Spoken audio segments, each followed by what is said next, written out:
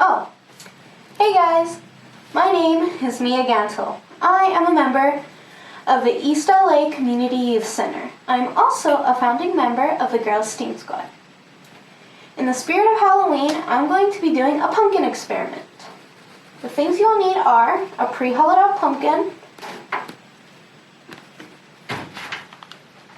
a tray to catch your experiment residue if it overflows, baking soda, food coloring of your choice, dish soap, and vinegar. I pre-poured the vinegar for easy access. Let's get started. Pop off the lid, add the baking soda. Recommend a lot if you want it to overflow. Food coloring of my choice. Oh, Igor is holding it. Thank you, Igor. I'm gonna use green. Little splash. The dish soap.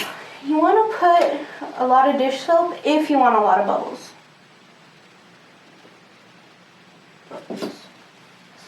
That's good. And then finally, the vinegar. Whoa, that was crazy. If you would like to see more experiments like this, please check out our website. And I also invite you to the Girls STEAM Squad. Have a safe and happy Halloween. Muhahaha.